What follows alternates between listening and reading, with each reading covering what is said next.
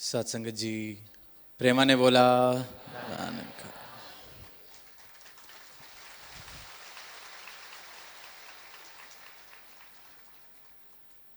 आज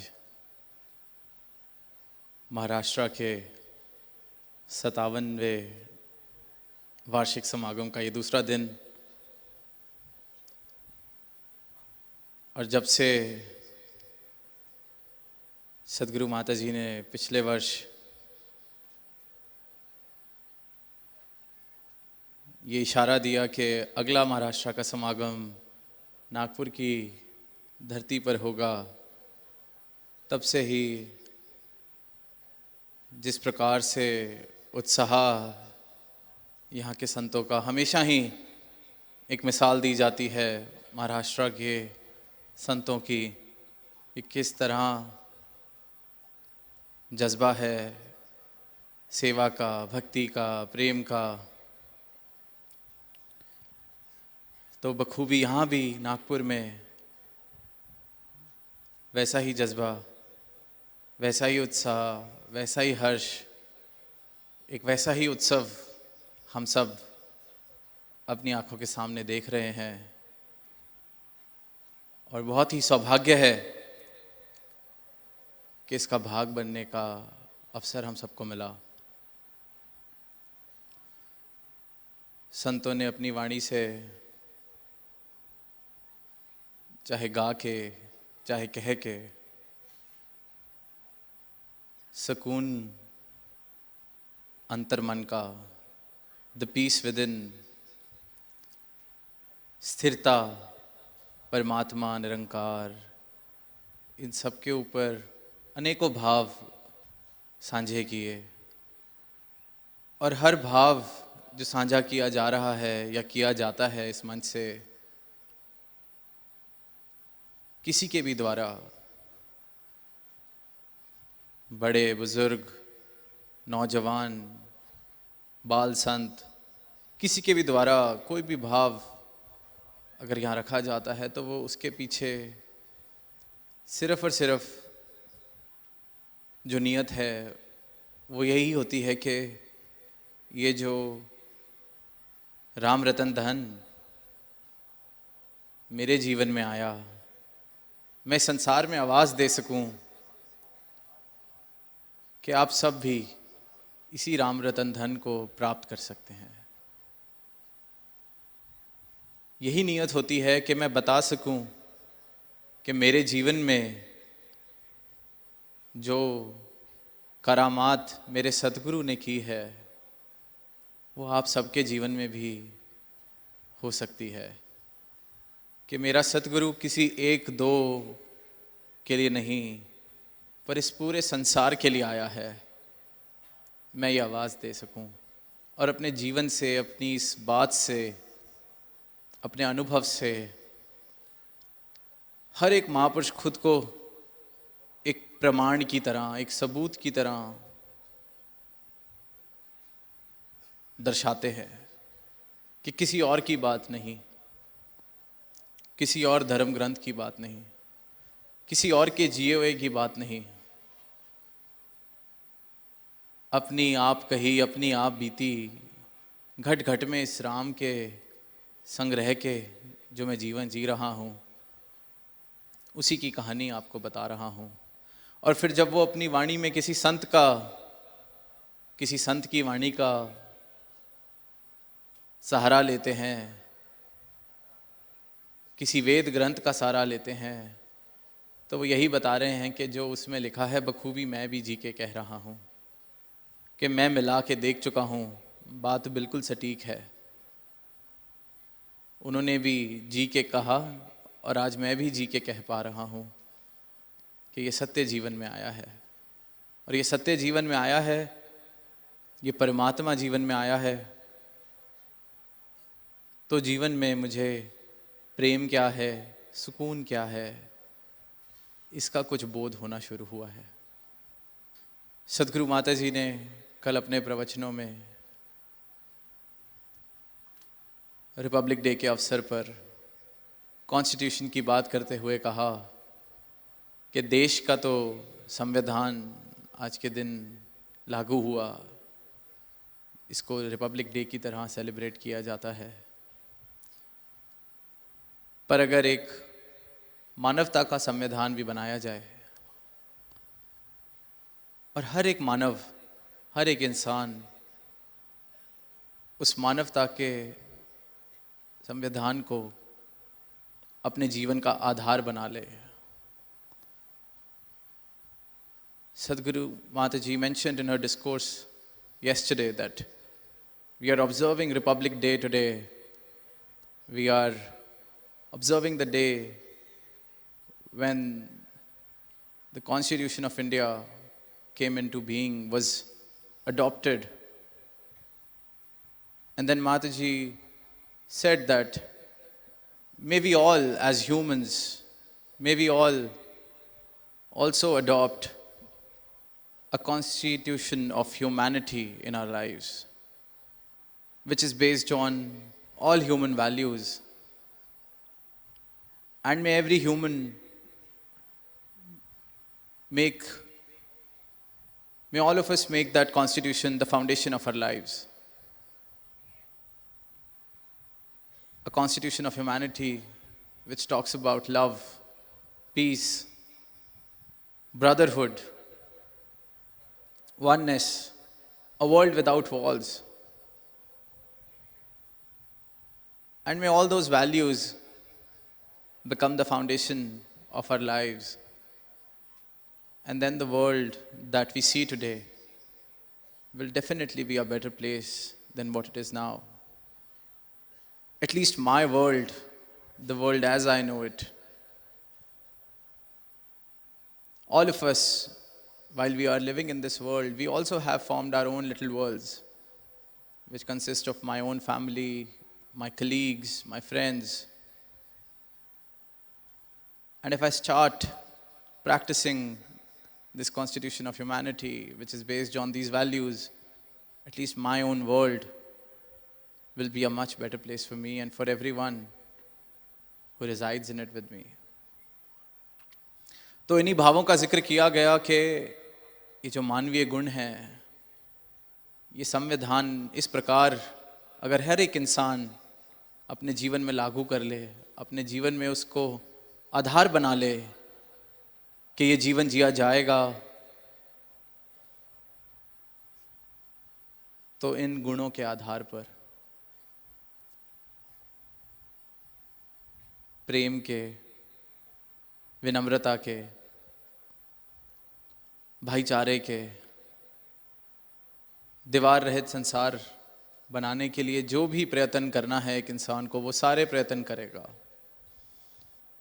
तो ये जीवन, ये दुनिया, ये संसार वाकई में एक सुनहरा रूप लेता चला जाएगा। कितने महापुरुषों ने ये बात को इन पिछले 2 दिनों में और अक्सर कई समागमों पर दोहराते हैं कि ये समागम सद्गुरु इसलिए ये नज़ारा रचाते हैं कि देखा जा सके कि ये भी एक जीने का तरीका है, जहाँ ये मानवता का संविधान, सच्चाई के आधार पर बनाया गया संविधान एक एक जीवन के लिए मार्गदर्शन का, प्रेरणा का स्रोत बन रहा है। नागपुर में आए तो बात की गई कि इसको सिटी ऑफ ऑरेंजेस कहा जाता है, संतरों का शहर। तो दास ने अभी यहाँ पहुँचने के बाद संतरा खाया तो नहीं, पर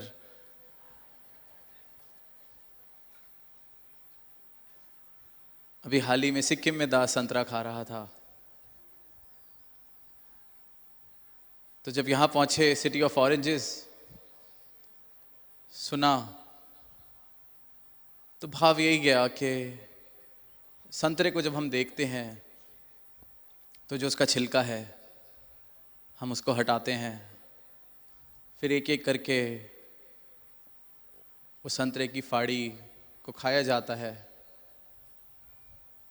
उसका रस, उसका हम आनंद लेते हैं,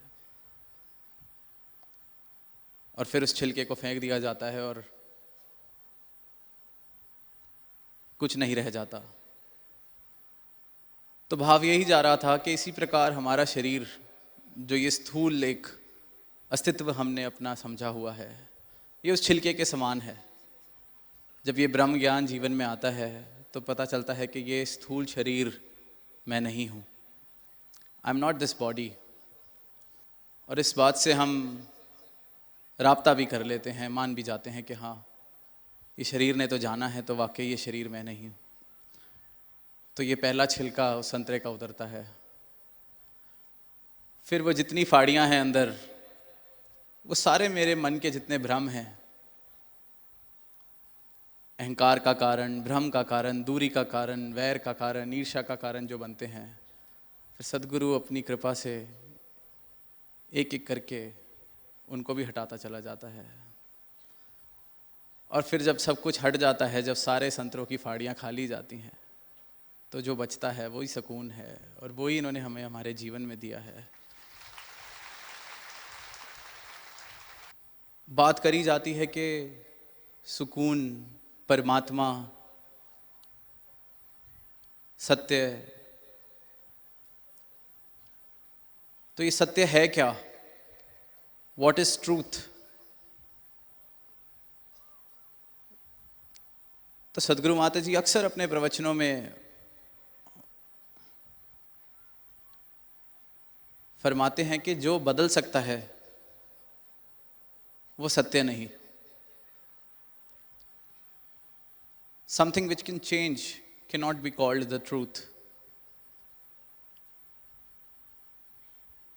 And when we look around us, when we see the world around us, there is nothing that we know which cannot change. इस दुनिया में जितनी चीज़ें हम देखते हैं, जानते हैं, पहचानते हैं, उसमें से एक भी ऐसी चीज़, एक भी ऐसी वस्तु, एक भी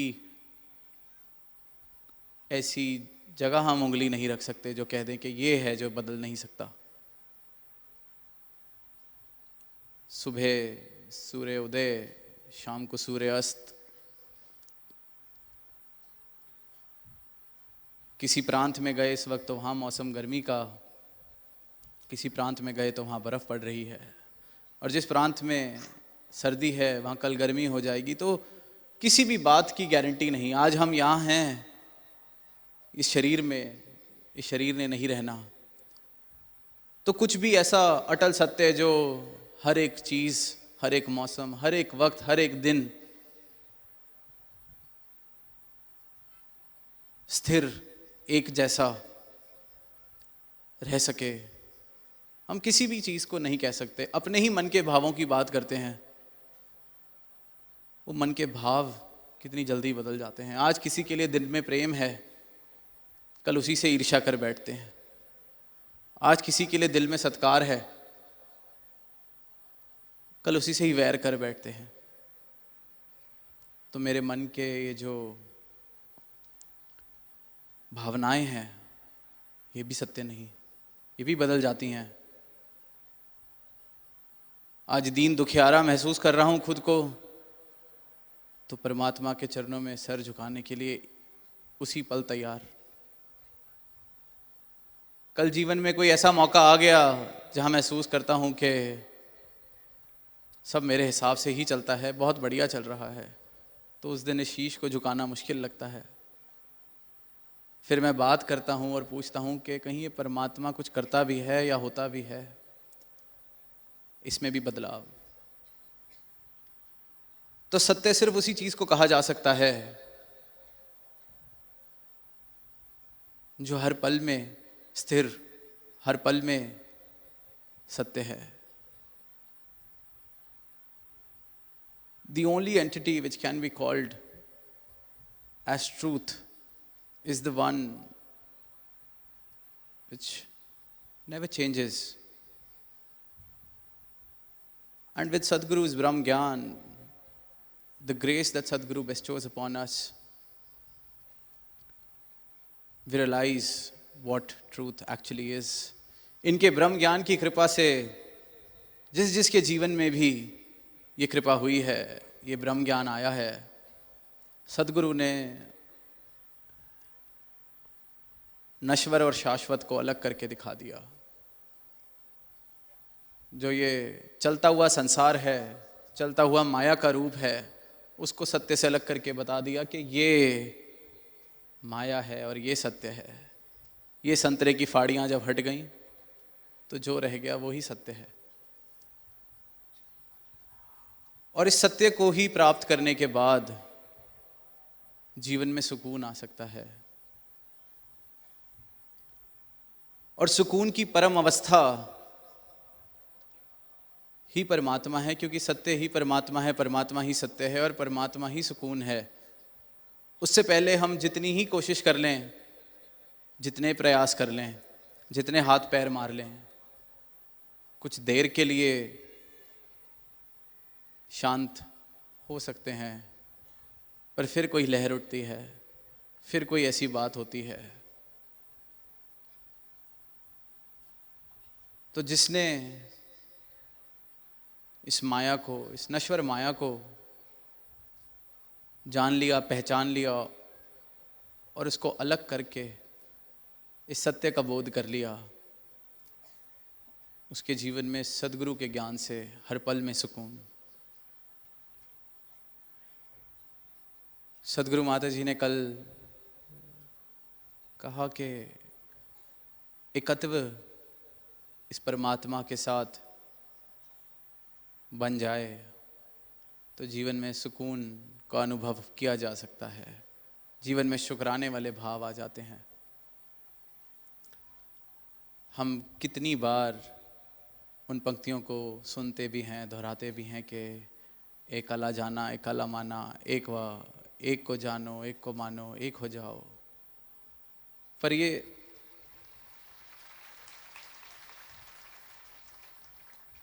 पर जो एक होने की अवस्था सद्गुरु ने कल कही कि ये एक अगर हो जाए इस एक के साथ, इसकी रज़ा के साथ मैं अपनी रज़ा को एक कर लूं,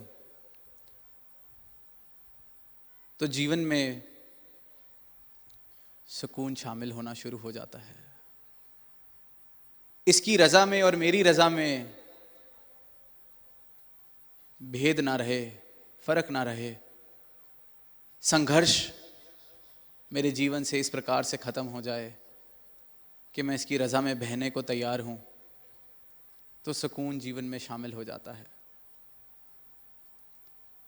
कल जो वो पेड़ की टहनी का उदाहरण लेकर हजूर ने फरमाया कि वो टहनी बोले कि मुझे भी सीधा उगना है, मैं इस प्रकार इस दिशा में क्यों उग रही हूँ। तो जब तक तो वो टहनी खुद को टहनी की तरह देख रही है, तो अनेक ऐसे सवाल उसके मन में आ सकते हैं कि मैं इस दिशा में क्यों उग रही हूँ, मैं नीचे की तरफ क्यों झुक रही हूँ, मुझ पर पत्ते और मेरी साथ वाली टहनी पर फूल, मुझ पर पत्ते और मेरी साथ वाली टहनी पर फल।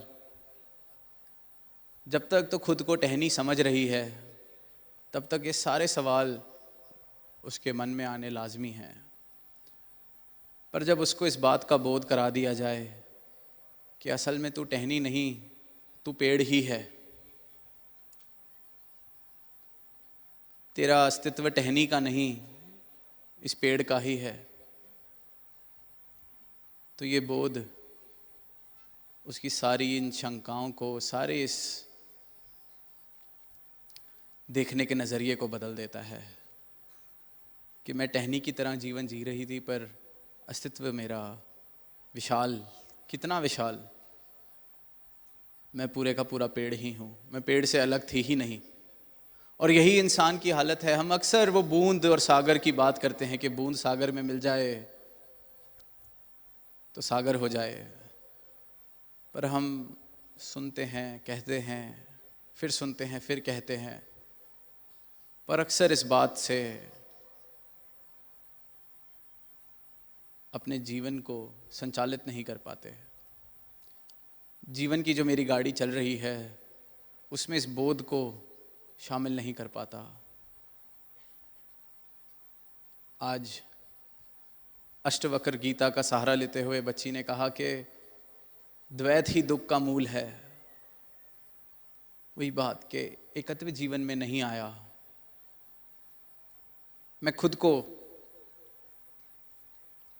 और अपनी खुदी को नहीं छोड़ पा रहा, नहीं समझ पा रहा मेरा अस्तित्व क्या है, तो जीवन में सुकून आना बहुत मुश्किल।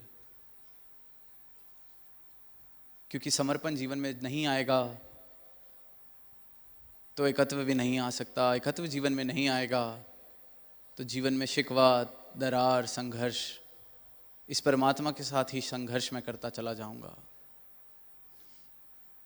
एक और कारण जो इंसान अपने सुकून को अक्सर खुद ही अपने हाथ से गला घोटता है अपने सुकून का, वो है तुलना, कंपैरिजंस। मुझे लगने तो लग जाता है कि मुझे बोध हो गया, मैं इस परमात्मा को जान चुका हूँ, मैं भक्त हो गया हूँ, पर फिर मेरी नज़र किसी और की भक्ति पर, किसी और के चाल चलन पर जाती है और फिर मैं कहने लगता हूँ कि ऐसे थोड़ी भक्ति होती है, इसे थोड़ी भक्त कहा जाता है, ये क्या तरीका हुआ। फिर मैं दुनिया को सोचता हूँ बताने वाला मैं ही हो गया, तुलना में आ जाता हूँ, फिर और बड़े होने की कोशिश, कंपैरिजंस, महत्वाकांक्षाएं।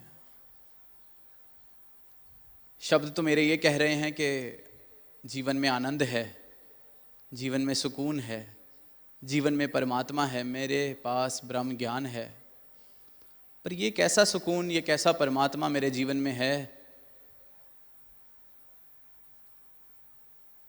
कि किसी और को भक्ति करता देख, किसी और के जीवन को देख, अचानक से सारा सुकून सब भूल बैठता हूँ और परेशानी उठने लगती है दिल के अंदर कि इसको तो पता ही नहीं।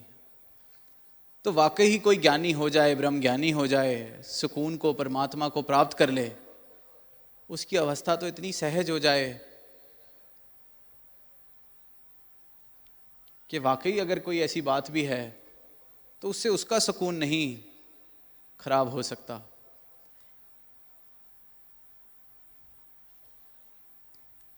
ऐसे ही राजा जनक के जीवन के बारे में जब पढ़ते हैं तो एक कहानी आती है कि एक बहुत विद्वान, बहुत ज्ञानी किसी दूसरे राज्य में रहते थे। जब उनको पता चला कि राजा जनक की बात उन तक पहुंची कि कोई भक्त है, कोई इस तत्व का ज्ञानी है, पर वैसे वो राजा है, राजा जनक, बहुत ही उस्तति उनकी की जाती उनके स्वभाव को देख के, उनके समर्पण को देख के अपने गुरु की तरफ।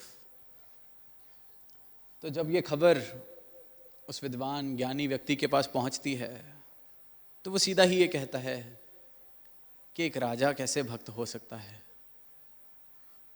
सारा समय, पूरा का पूरा दिन माया में, अपने राज्य में, महल माड़ियों में, सोने चांदी, इतनी बड़ी फौज, ऐसा इंसान भी कोई ज्ञानी कहाँ, भक्त कहाँ, परमात्मा का ऐसे इंसान को क्या पता चल सकता है। ये तो हम जैसे फकीरों को ही पता चल सकता है जो सादा जीवन जी रहे हैं। देखो कितने साधारण मैं कपड़े पहनता हूँ, कितना साधारण मेरा जीवन है। मैं मिलना चाहूँगा, उसको बताना चाहूँगा कि तेरे को गलत फहमी हो गई है राजा जनक, तू भक्त नहीं, तू कोई ज्ञानी नहीं। तो इसी उद्देश्य के साथ, इसी नियत के साथ वो राजा जनक के राज्य में पहुँचते हैं। और बड़ी प्रसिद्ध कहानी शायद आप सबने सुनी होगी। तो राजा जनक बड़े ही हलीमी के साथ उनका स्वागत करते हैं और वो उनसे जब मिलने का समय मांगते हैं तो राजा जनक उनको समय भी देते हैं और वो अपने भाव राजा जनक के आगे रखते हैं कि आप कैसे खुद को ज्ञानी कह सकते हैं, खुद को ब्रह्म ज्ञानी आप कैसे कह सकते हैं? इतने बड़े राज्य में रहते हैं, खुद को राजा कहते हैं, इतनी माया, वही सब अपनी बात कि परमात्मा तो फकीरी में है, परमात्मा तो इस तरह का जीवन जीने में है, त्याग में है, त्याग करके जीवन जियो। तो राजा जनक बड़े ही शांत भाव से सब कुछ सुनते हैं और फिर कहते हैं चलो अब हम कल सुबह मिलते हैं। सुबह महल के साथ ही एक जो नदी बह रही है वहाँ कहते हैं कि आइए हम स्नान के लिए चलते हैं। और जैसे ही दोनों स्नान कर रहे होते हैं तो जो महल का हिस्सा बिल्कुल नदी के किनारे होता है वहाँ आग लग जाती है। पर राजा जनक बड़े ही सहज स्वभाव से स्नान करते रहते हैं और वो जो विद्वान महात्मा, ज्ञानी महात्मा, वो परेशान होकर कहते हैं कि तुम देखते नहीं कि यहाँ आग लग गई है, इतने सहज कैसे बैठे हो, इस समय भी महल जल जाएगा। तो राजा जनक बड़े ही सहज भाव से अपना स्नान उसमें लगे हैं। पर वो जो पंडित, वो जो ज्ञानी, वो जो विद्वान महात्मा, वो दौड़ कर जाता है और वहाँ अपना धोती कुर्ता जो पड़ा है उस ज़मीन पर वो उठाता है कि मेरी धोती और कुर्ता जल जाएगी, तेरे को अपने महल की नहीं पड़ी। तो राजा जनक हंस के बाद में बस इतनी सी बात कहते हैं कि वो आग भी मैंने लगवाई थी, क्योंकि बात इस बात में नहीं कि किसके पास कितना है, जिसके पास जो है और जो नहीं है उस इंसान का उसके प्रति नज़रिया कैसा है। क्या मिट्टी को मिट्टी समझता है या अभी भी उसको सब कुछ समझता है? जिसको ये बोध हो गया कि ये माया है, नश्वर है, मिट्टी है, फिर मिट्टी के चाहे ढेर लगे हों आसपास या सिर्फ एक पोटली में मिट्टी हो तो क्या फ़र्क। तो राजा जनक ने कहा कि मेरे गुरु ने जो मुझे ज्ञान दिया है उससे तो मैं यही सीखा हूँ और यही सत्य है कि मिट्टी के चाहे महल हों, मिट्टी के जो मर्जी हो, जितना मर्जी हो,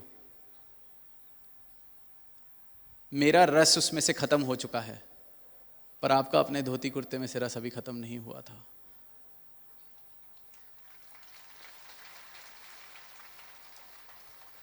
आपका मेरे महल माड़ी में मुझसे ज़्यादा रस है, क्योंकि अब इतनी दूर से मेरे महल को देखते हुए यहाँ तक पहुँच गए मुझे बताने के लिए। तो ये जो तुलना है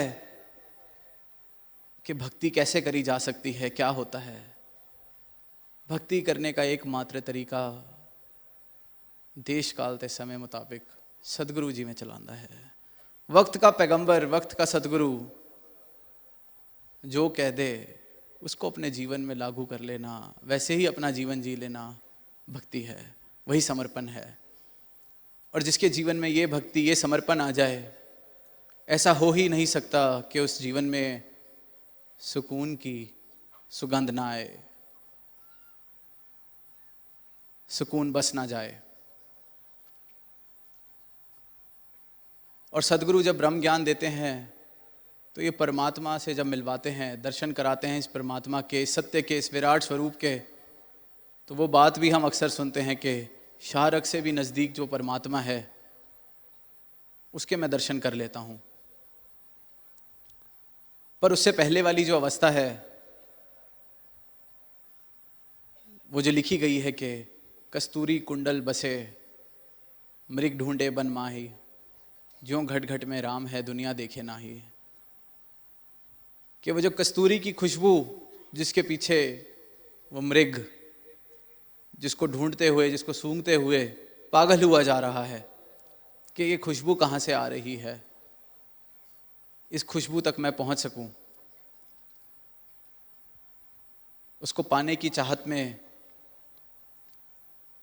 जो एक दीवानापन सा उसके अंदर के दौड़े जा रहा है पूरे वन में, पर वैसे वो खुशबू उसकी अपनी नाभि से कस्तूरी कुंडल बसे। तो इंसान भी अनेकों तरीके के सवालों के जवाब ढूंढ रहा है, अनेकों तरीकों की बातों में फंसा हुआ है, खुद को खुद की तरह तरीके की ये जो, चाहे वो बुद्धि की शांति के लिए उसको कुछ चाहिए, चाहे मन की शांति के लिए कुछ चाहिए, चाहे धन, चाहे कुछ भी, इसको ढूंढ रहा है कि कोई सुकून से मैं अपना जीवन जी सकूं। तो वो सुकून सद्गुरु जब अपना ब्रह्म ज्ञान देते हैं तो पता चलता है कि कस्तूरी कुंडल बसे। ये तो हर पल मेरी अपनी सच्चाई से मैं वंचित था, अपनी सच्चाई का मुझे बोध नहीं था। अपनी सच्चाई को जान लिया कि मैं हूँ कौन, मैं क्या हूँ, तो सुकून उसी पल मेरे जीवन में शामिल। तो वही बात जो एग्जीबिशन में भी देखने को मिली कि नागपुर को 0 माइल कहा जाता है, कि ये माइलस्टोन है जिसको 0 माइल की तरह, कि यहीं से सब सेंटर पॉइंट की तरह। तो अपने जीवन में भी जब 0 माइल पे पहुंच गए, इधर उधर दौड़ना छोड़ दिया, तो 0 माइल पे सुकून मिल जाता है। और इस 0 माइल की पहचान और उस तक पहुंचाने के लिए सद्गुरु की अनुकंपा, सद्गुरु की कृपा और सद्गुरु के चरणों में समर्पण, कि ये 0 माइल आपने जो दिखाया है, तो मैं 0 बनकर उस 0 माइल पर रह सकूं। सुनने में युगों युगों से संतों ने यही एक संदेश दोहराया है, पीरों ने, पैगंबरों ने, महाराष्ट्र के संतों का हम जिक्र सुनते हैं, उन्होंने भी यही एक बात, सुकून, समर्पण, भक्ति, एक ही बात युगों युगों से ज्यों की त्यों मानव तक पहुंचाई जाती है। और जब सुनते हैं तो लगता है कि इतनी साधारण, इतनी सिंपल। तो दास अक्सर एक बात कहता है कि truth is always simple, it is the simplest of things in life. सत्य बहुत साधारण है, और जो साधारण है वही सत्य है और वही परमात्मा है। उसको कॉम्प्लिकेट, उसको मुश्किल इंसान ने खुद बना रखा है, खुद को सत्य से दूर ले जाकर। Man is living so far away from the truth, living in complexities created by his own mind, by the society that he lives in.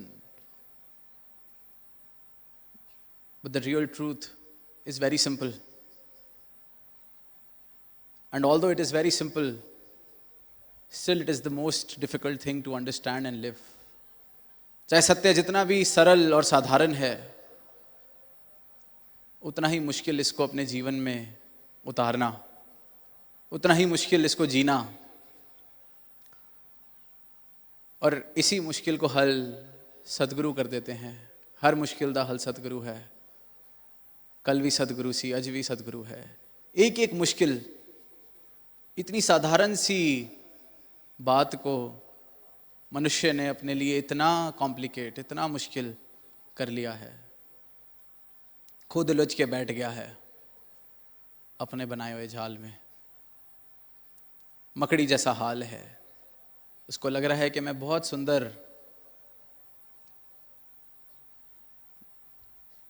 माया अपने इर्द गिर्द इकट्ठी कर रहा हूँ, जिस प्रकार मकड़ी बड़े सुंदर तरीके के वो जाल बनाती है। उसको नज़दीक से देखो तो लगता है किसी कारीगर का काम है, इतनी इंट्रिकेट, इतनी कुशलता से उस जाल को बनाया जाता है, फिर उसमें ही फंस जाती है। और यही काम जो हमें लगता है कि कमाल करे जा रहा हूँ मैं, इतना सुंदर अपने आसपास संसार खड़ा कर दिया है, कमाल, और इस सुंदर संसार में ही फंस के रह जाता हूँ। और अंत समय जब समझ आता है कि तो झूठ में ही फंस के रह गए, मूर्खता भरा जीवन जीते रह गए। सत्य तो इंतज़ार कर रहा था कि मैं अपनी आंखें खोलूं उसकी तरफ। कल फरमाया सच्चे पातशाह ने कि जब जागो तभी सवेरा।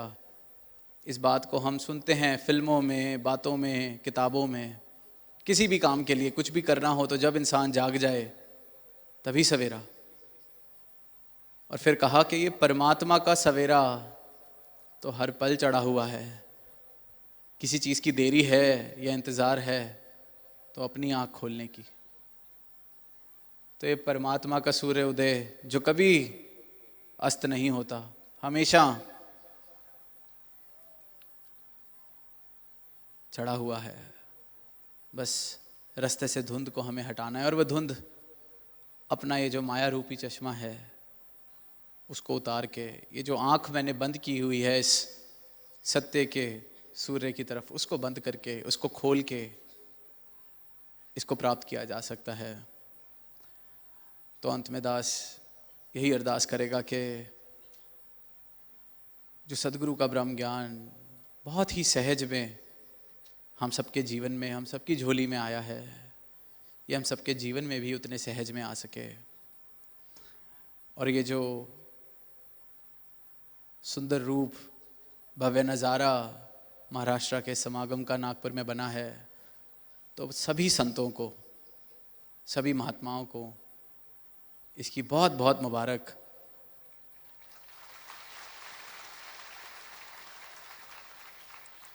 सेवा दल के भाई बहन जिन्होंने दिन रात एक करके सेवाएं की, और महापुरुष जिन्होंने अपनी अपनी जैसी जैसी सेवा सदगुरु ने उनको बख्शी हुई है बखूबी सबने निभाई, तो आज ये नज़ारा बना है। और ये समागम तो इनकी कृपा से होते ही रहेंगे और विशाल होते रहेंगे।